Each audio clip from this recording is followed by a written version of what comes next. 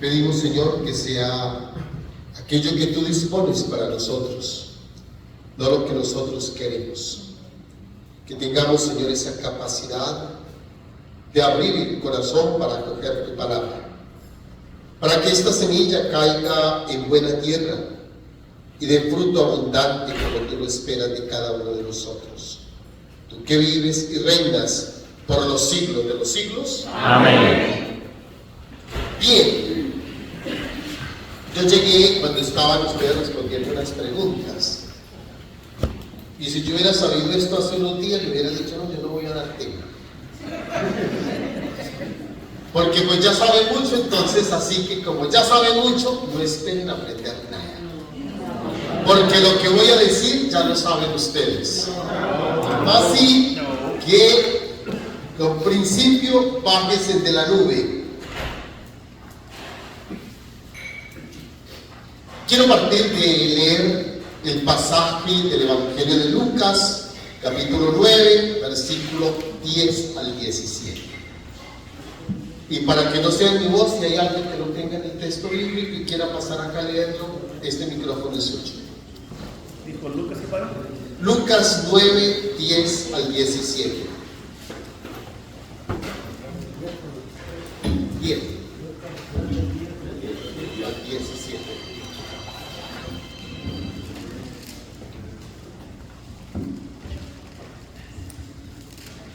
Al volver los apóstoles contaron a Jesús todo lo que habían hecho, y los tomó consigo y se retiró en dirección a una ciudad llamada Betsaida para estar a solas con ellos.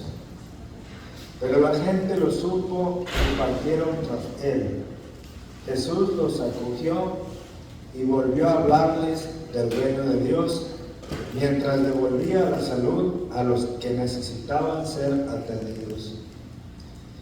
El día comenzaba a declinar.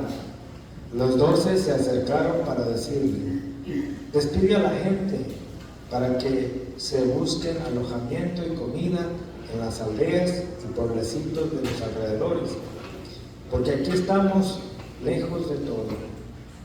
Jesús les contestó: denles ustedes mismos de comer.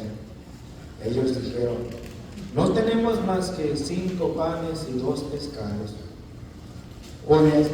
¿O desearías tal vez que vayamos nosotros a comprar alimentos para todo este gentil?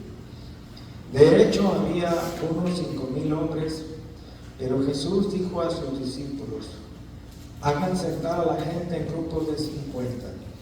Así lo hicieron los discípulos y todos se sentaron.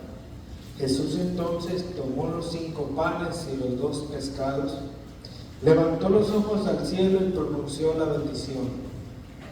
Los partió y se los entregó a sus discípulos para que los distribuyeran a la gente. Todos comieron hasta saciarse. Después se recogieron los pedazos que habían sobrado y llenaron 12 canastos. Palabra de Dios.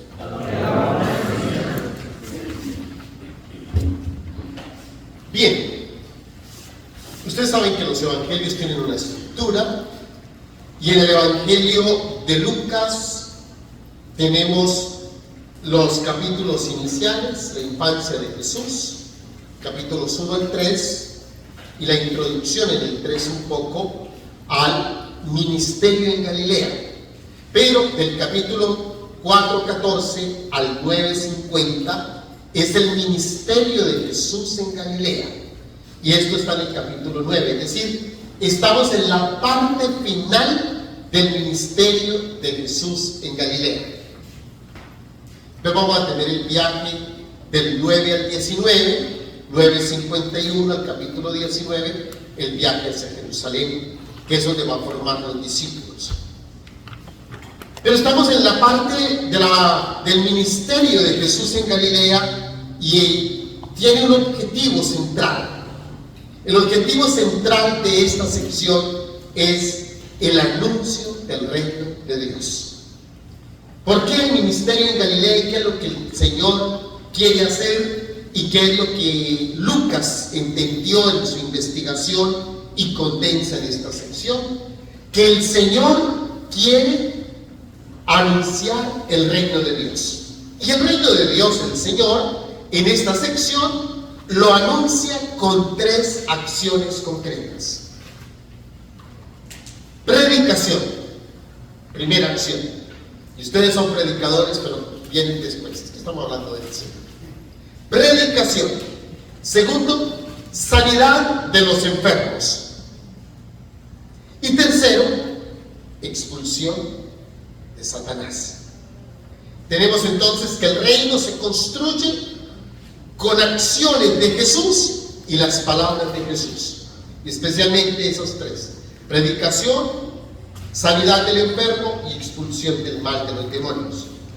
El propósito de Jesús es instaurar el reino.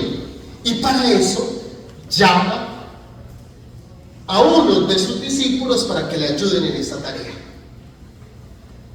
Es para ayudar al Señor. Desde esos capítulos del 4 al 9, donde estamos, el Señor ha ido llamando a los discípulos para que aprendan, viéndolo a Él, qué es lo que tienen que hacer. ¿Qué es lo que tienen que hacer? Y en el capítulo 9, que es la sección donde hemos escuchado el pasaje, 9:1-2, el Señor les dio autoridad y los envió a proclamar el reino de Dios y a curar. Un predicador va con la autoridad de Jesús. Ha sido llamado por Jesús para ir con la autoridad de Jesús para realizar esta tarea. Eso lo encontramos en los versículos 1 y 2 del capítulo 9. Luego, ellos van y realizan la tarea. Y regresan, como lo escuchamos en este versículo 10, donde dice que ellos a su regreso le contaron cuánto habían hecho.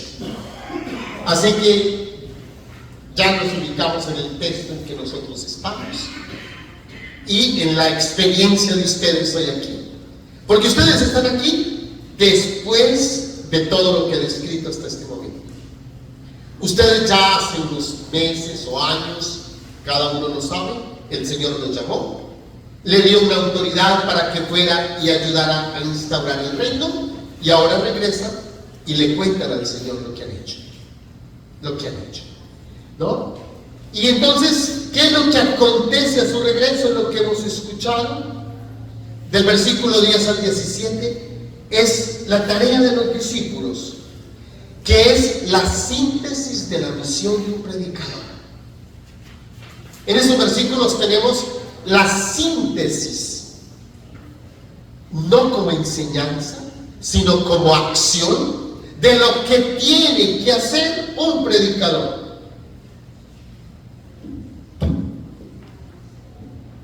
Es una retroalimentación de la misión que tienen que realizar. La acción ocurre al atardecer. Así que al regresar, y ya al atardecer el Señor va a multiplicar los panes. El atardecer es la hora principal de la comida judía. Y estamos en un lugar deshabitado, tanto que se mata a los pueblos cercanos, y el pueblo cercano es Betsaida.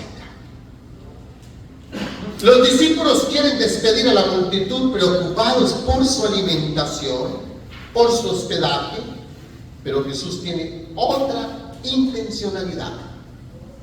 Tendremos que descubrir.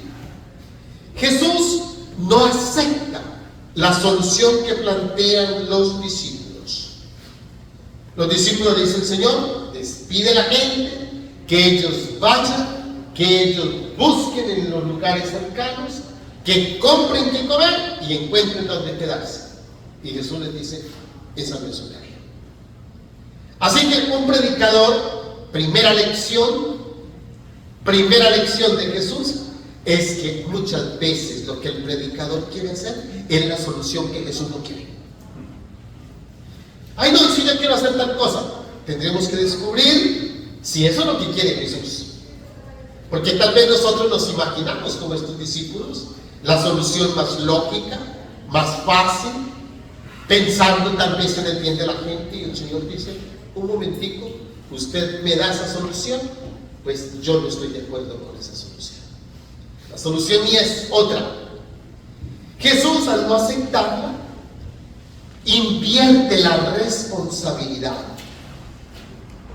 Invierte la responsabilidad. Los discípulos habían dicho, es responsabilidad de ustedes. Yo les anuncio esto y ustedes crecen.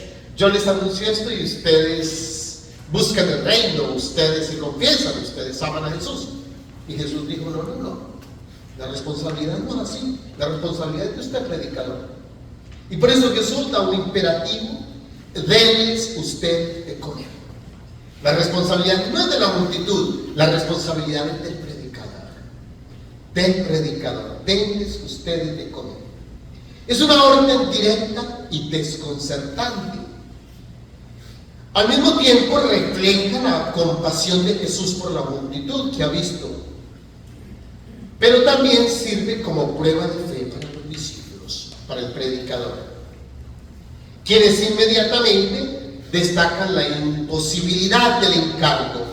Cuando el Señor les invierte la responsabilidad, ellos dicen, no tenemos más que 5 panes y 2 peces. Eso es imposible. ¿Cómo quiere que yo asuma la responsabilidad? ¿Cuántas veces usted también, predicador, le han pedido algo y usted, después de que el Señor le ha dado esa responsabilidad, usted dice, no, es que yo no tengo sino 5 panes y 2 peces, ¿cómo voy a hacer eso? Es decir, como que le queremos sacar el cuerpo al Señor, como que no me siento capaz. Y entonces aquí el Señor nos va a dar una serie de enseñanzas para ver que ese no es el tema no es la escasez de recursos. Por eso yo no voy a hablar de escasez de recurso humano o espiritual en ustedes, porque si el Señor los llamó, el Señor sabe que tienen ustedes los recursos para hacerlo. Amén. Que si no los tuvieran, el Señor no los habría llamado. Y si el Señor los llamó sin tenerlos, es porque Él los iba a proveer. Porque no dependen de uno. Eso es lo que llamamos gracia de Estado. Si Dios llama a alguien para hacer algo, le da la gracia para hacer eso. Un cardenal no tiene la gracia de ser papa hasta que el Señor no lo pone de papa. El día que lo pone de papa, le da la gracia para que sea papa y no otra cosa. Lo mismo pasa con ustedes. Un día eran del grupo, discípulos que caminaban con Él, y el Señor decidió llamarlos a ser predicadores. A partir de ese momento, Él les da la gracia para ser predicadores. Y si no, no los llamaría, porque Él no se juega con su iglesia. Hacer intentos, me salió mal este intento y ahora la que sufre es mi iglesia. No. Si lo llamó a usted, porque el Señor sabe que lo puede hacer. Bien. Desde este pasaje, Lucas 9, 10, 17, quisiera presentar algunas consideraciones en el contexto de este taller. Denles ustedes de comer. Y le han puesto ustedes como subtítulo, un llamado a servir desde el corazón. Tomo como presupuesto lo que estaba diciendo, que ustedes han sido llamados a servir como tal, porque el Señor fue el que los llamó. Por lo tanto, no entro en el tema del llamado. Ya el Señor los llamó y ya están aquí. Y les confirió, como lo escuchamos, a los apóstoles el poder para ello. Les dio autoridad y los envió a proclamar el reino. Ustedes tienen esa autoridad. Y como ellos, ustedes han realizado la tarea, como lo dice el versículo 6. Partieron y recorrieron los pueblos anunciando la buena nueva y curando por todas partes. Me detendré en otras coordenadas. La primera coordenada que quiero abordar es desde dónde se mueven los predicadores.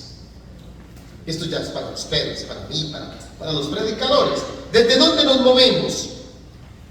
Hermanos, a su regreso, los tomó consigo y se retiró aparte a una población llamada Betsaida. Este retirarse nos hace pensar en la oración.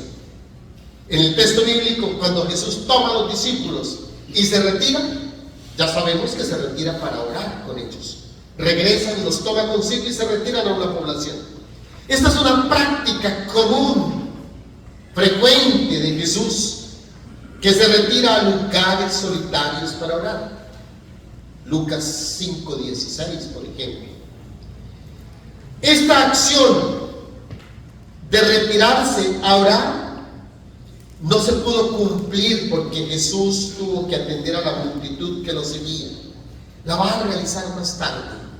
Si ustedes ven el pasaje, en el versículo 18 se dirá: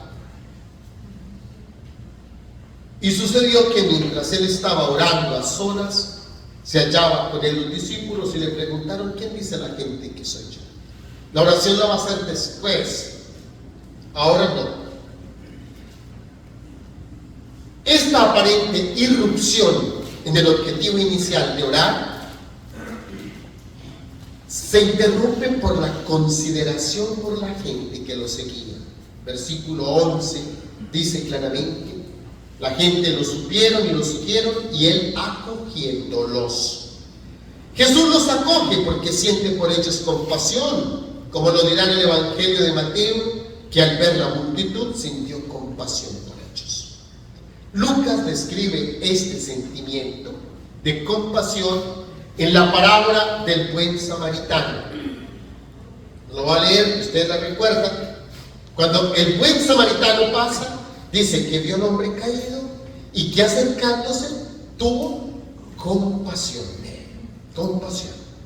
Llegó junto a él y tuvo compasión.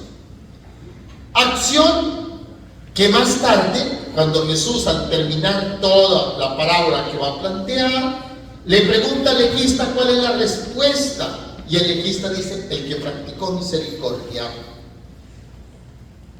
Aquí en el texto dice que se acercó a ellos, los acogió, acogiéndolos, acogerlos, sentir compasión o practicar misericordia.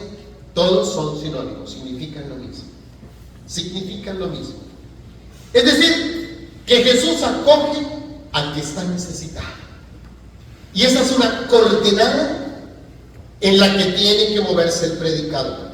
¿Por qué predico? No porque es que yo sé. Ya si usted partió de ahí, Friedrich Mortel y Spirit fracasó. Son dos las coordenadas, y estoy dando la primera coordenada para uno predicar bien, es sentir misericordia, practicar misericordia, sentir compasión, acoger al otro. Porque quiero acoger al otro, porque quiero vivir la experiencia que vivió Jesús. Estas son las coordenadas en las que tiene que moverse el predicador. Y esa coordenada de acogerlo, de sentir compasión, de practicar misericordia, se dice en una palabra: amor.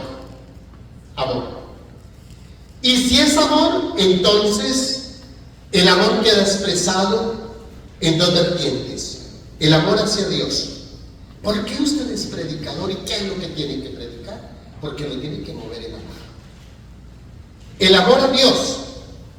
Y cuando el amor a Dios se expresa hacia Él, eso se llama oración, que fue lo que Jesús dijo: camine, vamos a hablar. Vamos a hablar. No lo dice directamente así, pero esa es la intencionalidad, y por eso en el versículo 18 dice: ahora ya están las personas. El amor expresado a Dios se llama oración. Oración. Y la oración especialmente no para pedir. Ya ustedes seguramente me han escuchado algunos. El predicador no es oveja. Somos todos ovejas, pero en ese momento de predicación no es oveja. Por lo tanto, al predicador le queda prohibido irse a la oración a decir me, como las ovejas. Ayúdeme, sáneme, cúreme, libéreme, protégeme, me. No. El predicador, su oración fundamental es la adoración. Adorar al Señor. ¿Quiere ser un buen predicador? Pase del me de las ovejas a la oración de adoración. Adoración. adore al Señor. Es necesario encontrar momentos a solas para orar, para estar a solas con el Señor, para saber quién es Él. Es la pregunta que Jesús le plantea a los que están con Él en el versículo 18, cuando Él está orando a solas y les dice: ¿quién dice la gente que soy yo? Y luego les va a preguntar: ¿quién dicen ustedes que soy yo? Si usted quiere ser predicador, lo primero que tiene que hacer es entrar en profunda oración de adoración para descubrir quién es Jesús, para ser capaz de decir con sus propias palabras quién es Jesús. ¿Quién es Jesús? Amor hacia Dios, que se vuelve oración adorante, y compasión o misericordia hacia el público. Estas son las dos coordenadas en las que tiene que moverse el predicador. ¿Qué me mueve a mí para ser predicador? Que Dios me llamó, me dio este poder, y en respuesta a ello, entonces yo le respondo con adoración y con compasión hacia el pueblo a quien le tengo que predicar. Mis queridos hermanos, el predicador ha sido llamado para que aprenda de Jesús, y estos dos rasgos surgen propio de la relación personal con el Señor. No hay escuela para ellos. ¿Dónde voy entonces que la mesa central nos mande a hacer esto o aquello? No, eso. Estos dos sentimientos, adoración y compasión hacia Dios y hacia el otro, surgen solo de la relación personal con Jesús. Es relación personal como la que Jesús establece con su Padre.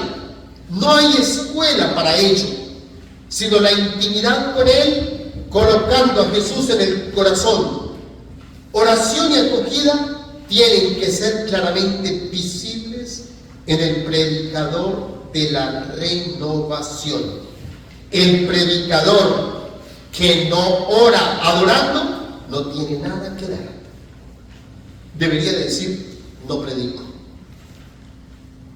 Porque esas son las dos coordenadas: adoración y compasión.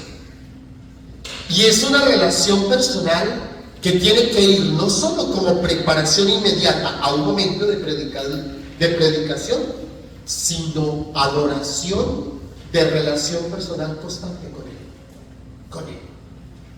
La escuela para aprender esto es la relación personal con Él. Les decía que no hay escuela en el sentido humano de donde aprenderlo, sino con el Señor. Esa es la intimidad con Él. Esa es la actitud de María, la hermana de Marta, que el Señor dice: escogió la parte mejor. Eso es lo que usted tiene que hacer: encontrarse, relacionarse personalmente con el Señor. La pregunta que comencé era: ¿desde dónde se mueven los predicadores? ¿Qué me mueve a mí a ser predicador? ¿Desde dónde me muevo? Desde la coordenada del amor a Dios y a los otros. A Dios, que se hace oración adorante, y a los otros que se hace misericordia. No hay otras coordenadas. Si usted en un momento dado de una predicación cree que es porque usted tiene poder, porque hay mucha gente, porque yo sí, el otro no lo sabe, está en el lugar equivocado. En el lugar equivocado. Es una ayuda al Señor. Eso no se nos puede olvidar, que es lo que voy a responder ahora en lo siguiente. ¿Y cuál es el alimento que el predicador debe dar? Porque cuando ellos le plantearon una solución al Señor: Señor, le tenemos la solución. Aquí son más de 5,000 hombres, y la solución es: despídalos para que cada uno vaya y se solucione el problema. El Señor les dijo: no, denles ustedes de comer.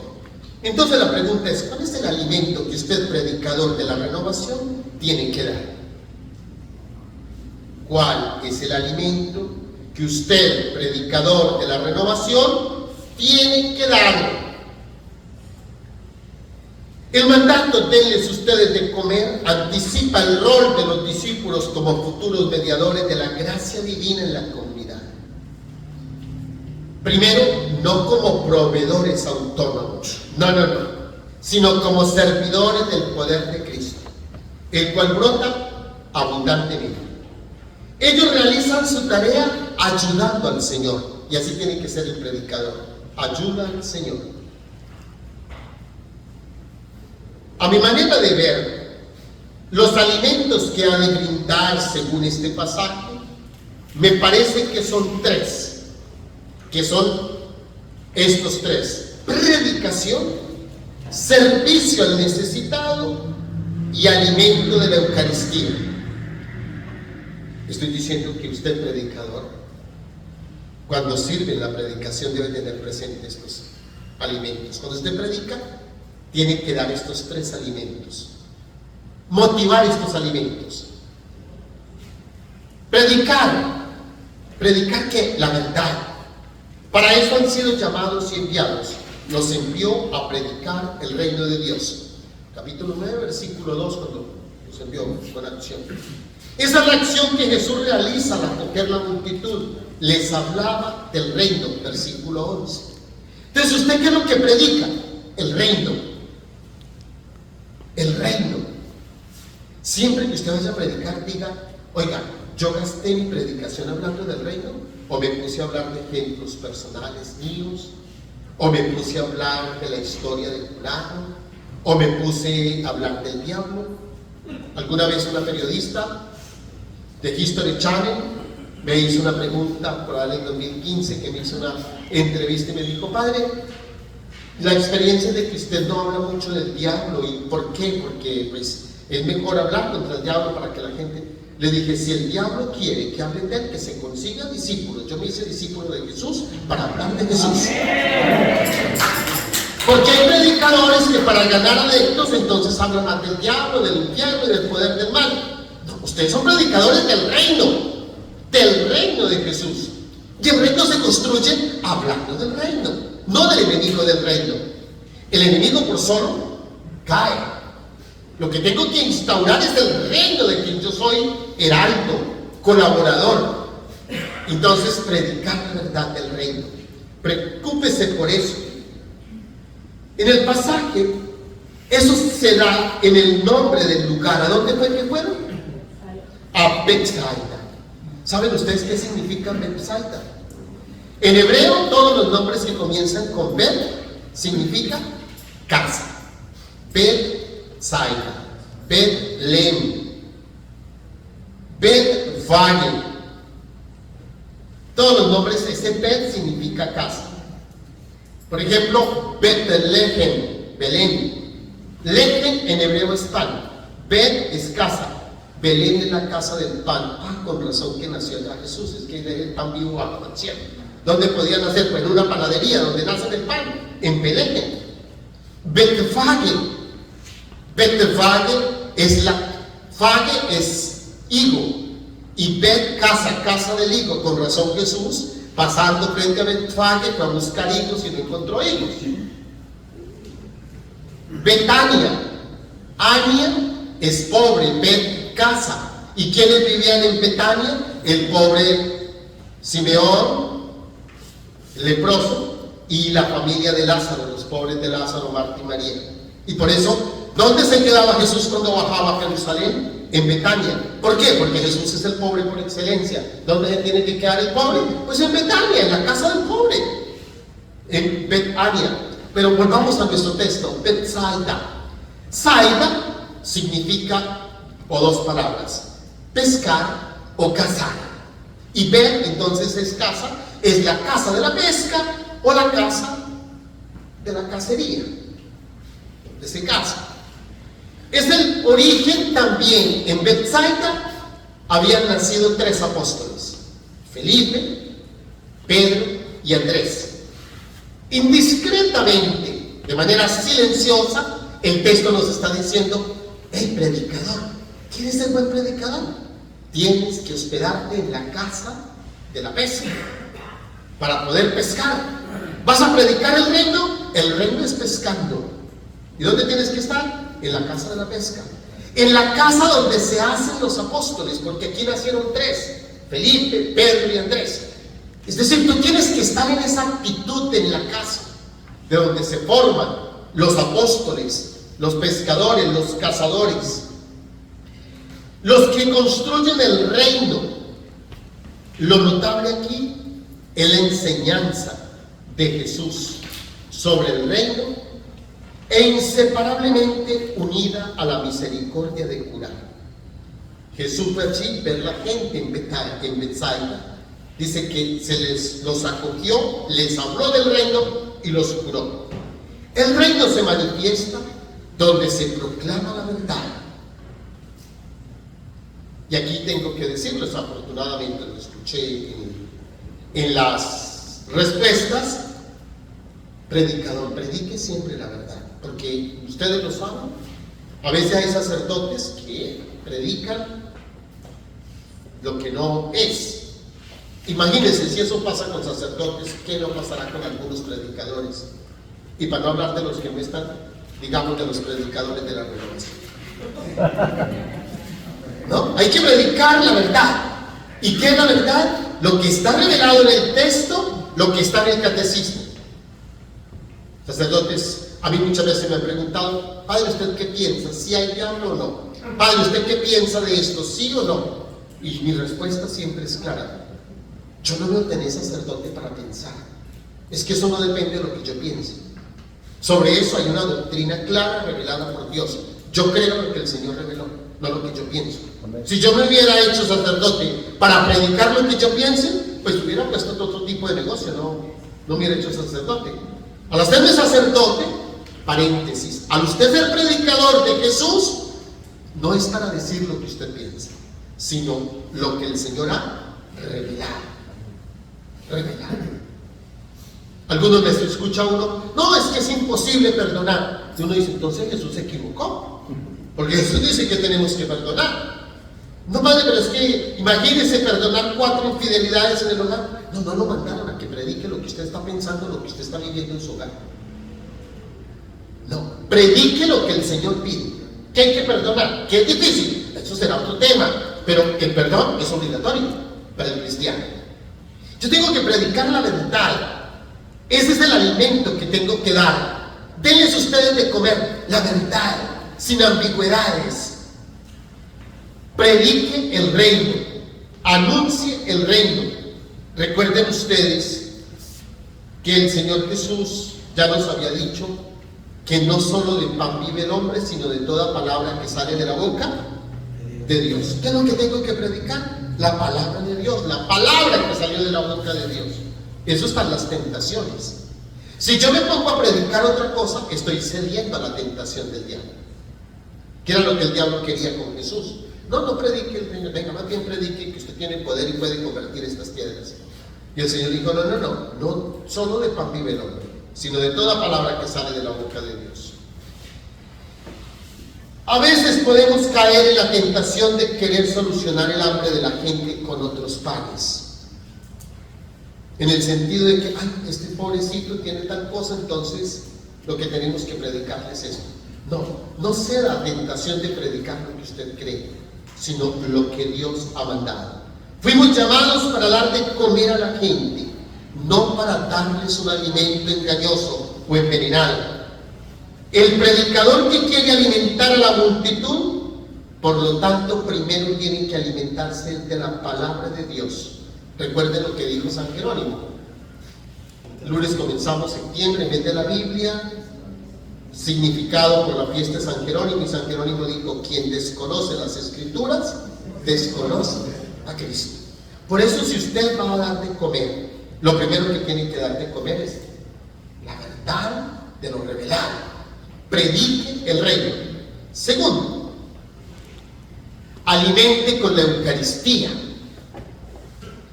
El pasaje que hemos escuchado en sus connotaciones o rasgos nos remite a pensar en la Eucaristía. Panes y peces a lo largo de los 2000 años, desde en los primeros momentos, el pan y el pescado han sido signos de la Eucaristía. Siempre han sido signos de la Eucaristía. Así también lo son las acciones que Jesús realiza con los panes y los peces. Son los mismos verbos que Jesús utiliza en la última cena y son los mismos verbos con los que se hace la Eucaristía. Levantó los ojos al cielo, pronunció sobre ellos la bendición, los partió y se los dio. Eso hace con los panes y los peces Es lo mismo que hace con la Eucaristía. El ofrecimiento de los 5 panes y de los 2 peces puestos en las manos de Jesús alimenta a la multitud. Refleja lo que ya les dije, no somos nosotros los proveedores, no somos proveedores autónomos, somos servidores, colaboradores de Cristo, y Él es quien con poder realmente alimenta al hombre.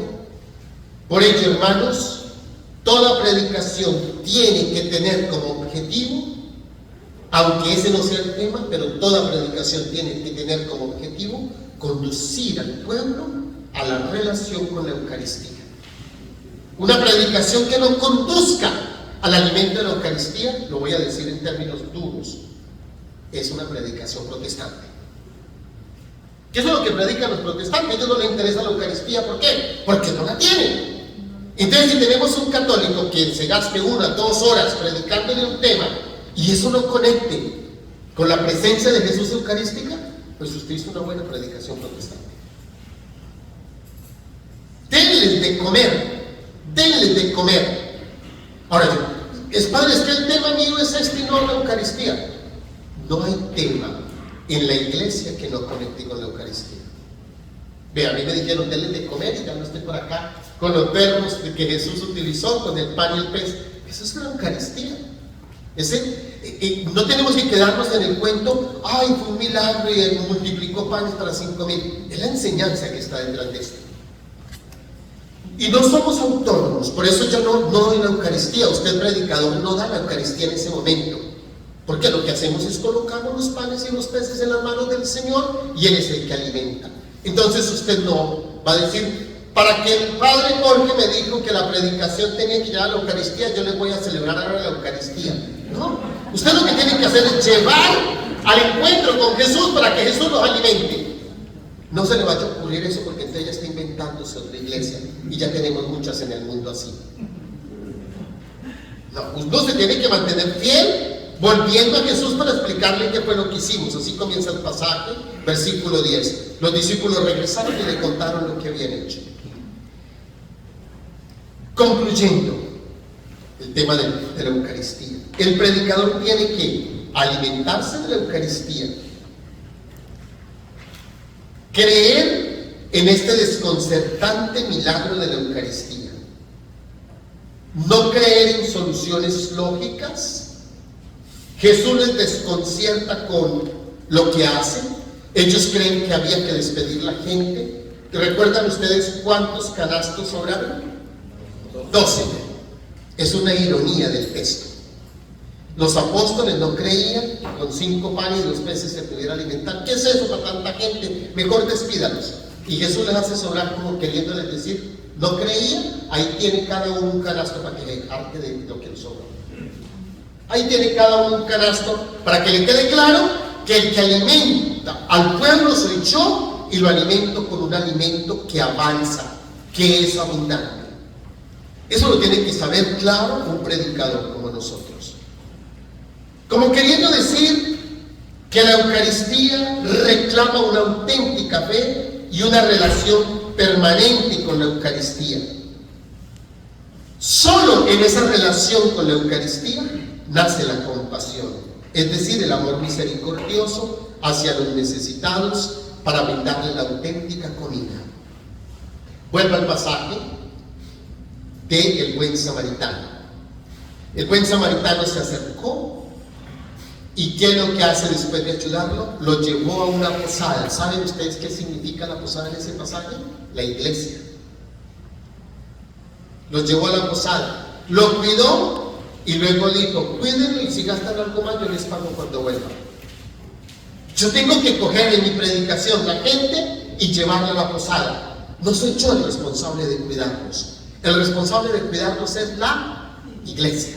Y entonces tengo que conducirlo, alimentarlo y dejarlo en la iglesia, que la iglesia es la encargada de custodiarlos. Para eso el Señor la puso. Esa es la posada, esa es la estructura. Les decía al comienzo que la escuela de relación para aprender esto es la relación directa con Jesús. Y aquí entonces paso. Pues le fueron las coordenadas, ¿cierto? Aquí con este tema de alimentarse, les estoy precisando lo que tiene que irse especificando la coordenada. Les dije, el predicador tiene entonces que tener una relación personal con Jesús. Y aquí con este tema, una relación personal con Jesús, Eucaristía.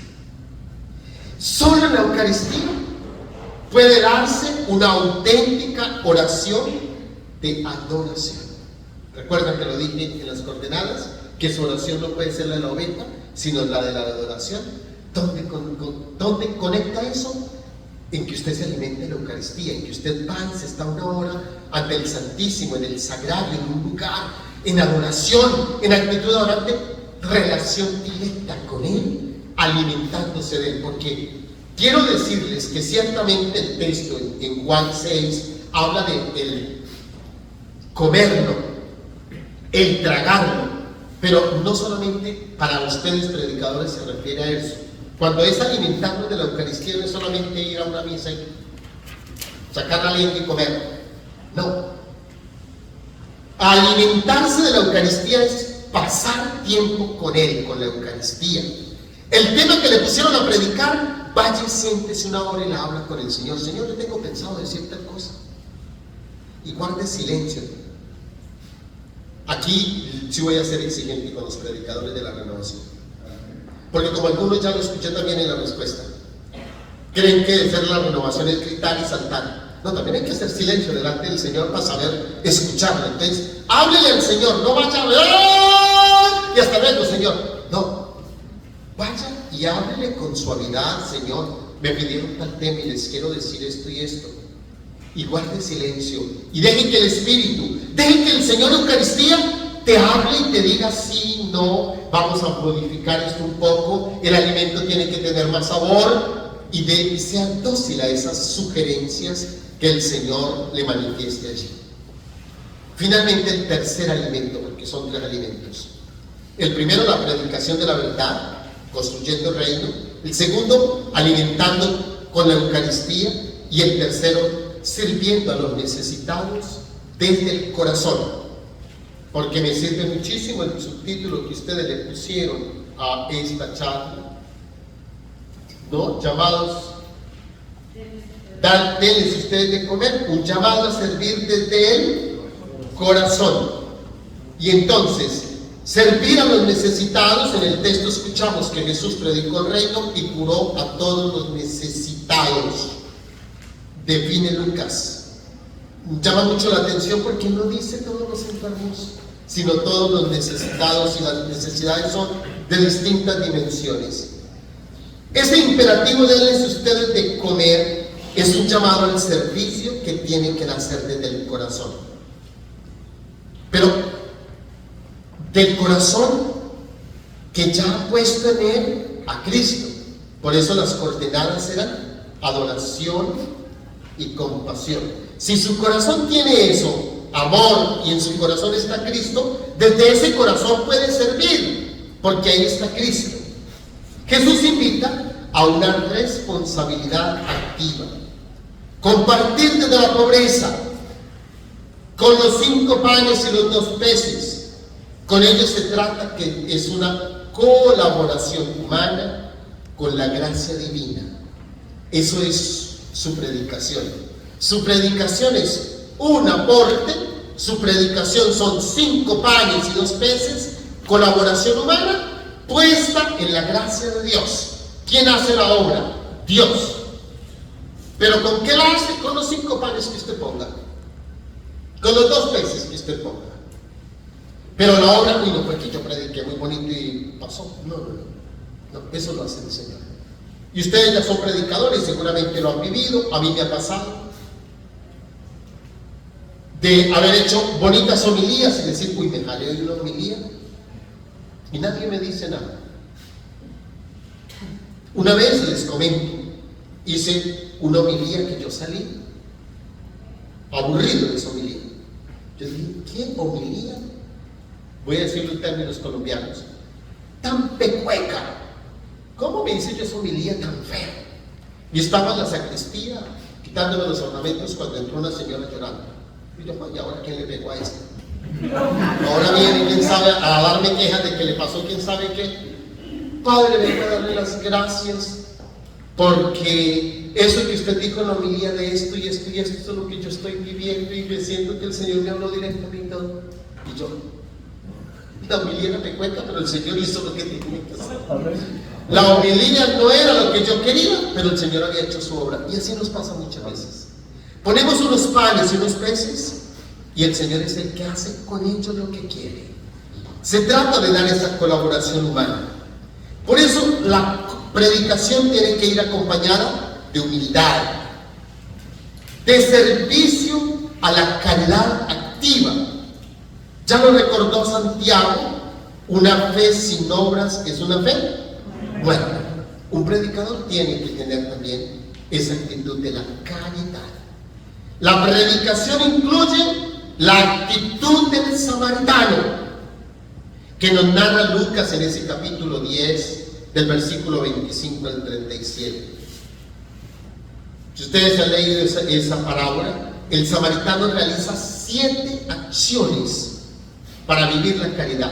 7 acciones. Se acerca, siente compasión, venda las heridas, lo sube a su cabalgadura, lo lleva a la posada, cuida de él y paga para que lo sigan cuidando. Eso es lo que tiene que hacer un predicador en su caridad.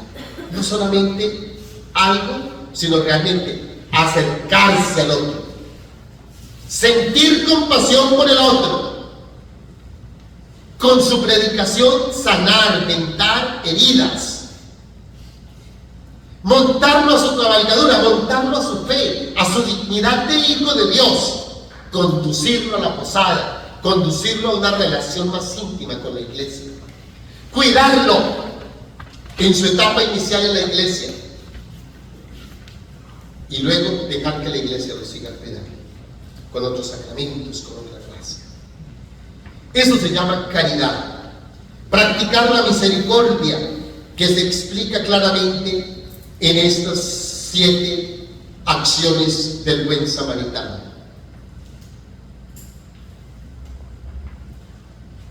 Esto es un predicador. Y esto es lo que ustedes tendrían que meditar si esa es su predicación. Mirar hacia el pasado, pero también, ante todo, mirar hacia el futuro, más que el pasado. Pasado como enseñanza. Mi predicación se ha nacido del amor adorante a Dios y de la compasión del otro. Mis predicaciones sí dan esos 3 alimentos. Instituye el reino, conduce al alimento eucarístico y toma presente la caridad, la acción caritativa concreta con el otro. Si la predicación va por esas vertientes, hay que seguir por ahí. Si no, hay que decirle al Señor qué es lo que tengo que modificar en mi predicación, qué es lo que tengo que hacer a partir de ahora. En conclusión de todo el tema, hermanos, la leo porque la escribí, son 4 frases, 4 renglones, lo leo. Hermanos, oración y compasión aprendidos en la intimidad con Jesús debe marcar la vida del predicador, para que, fortalecido primero él con los verdaderos alimentos, pueda cumplir con el denles usted de comer. Así alimentará a las multitudes necesitadas con la predicación de la palabra de verdad, con el pan vivo bajado del cielo que es la Eucaristía, y lo alimentará sirviéndole con auténtica caridad. Este es el mandato que el Señor nos dio de denles ustedes de comer. Gloria al Padre, al Hijo y al Espíritu Santo.